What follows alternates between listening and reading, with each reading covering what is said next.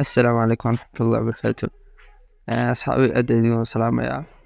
Fiidiyowga waxaan kaga soo warramnay su'aalo ku saabsan Sketchware oo dhammaan aynu ka wada jawaabnay. Fiidiyowgana waxaan eegi doonaa shayga ugu horeeya ee aad qabanayso, waxaana weji qaabka loo soo install garaysto Sketchware.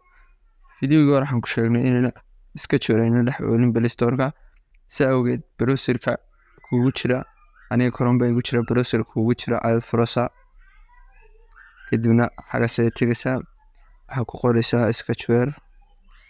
haddii aad rabto Google-kana waad geli kartaa, Google-ka laftiisa waad ku qori kartaa intan. waxaad ku qoraysaa Sketchware APK, kadibna search baad siinaysaa, kadibna website-ka u soo horeeya ee liidka hore u yaala ee ugu caansan waa APK Viewer. kaasoo kala soo degaysaa, waxaad ku telefoonaysaa ciwaanka. sidaan fiidiyowga hore ku sheegnay, laga yaabaa inuu version-ka u dambeeya ama version-nadii ugu dambeeyay ee application-ku ay ku shaqeyn waayaan. sidaa awgeed hoos ayaad u soconaysaa, waxaad tegaysaa xagga ay ku qoran tahay all versions, kadibna waxaad tijaabin version-nada u dambeeya. haddii ku shaqeyn waayaan version-nada ku xiga, imika version-kii u dambeeyay wuxuu ahaa 3.10 xagga ugu sareysa sida ka arkano.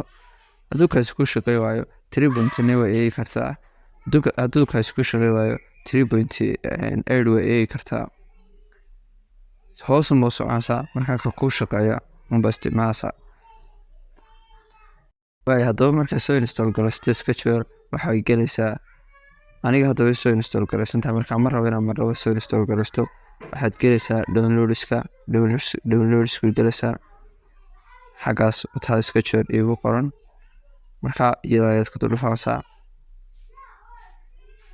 kadibna install ayaad taabanaysaa. intaa ka bacdi marka uu install yiraahdo dhan baad taabanaysaa, kadibna application-nada ayaad ka dhex eegaysaa, kadibna aniga soo galay oo furaysaa. page-ka ugu horeeya uu kusoo dhigaya page-ka noocaas u noqonaya, kadibna sign in odhan maysid ee start baad taabanaysaa. markaa start taabato, wuxuu kaaga baahan yahay permission-nada qaar inaad u ogolaato. haddaba si aad ugu ogolaato wixii permission ee uu rabo,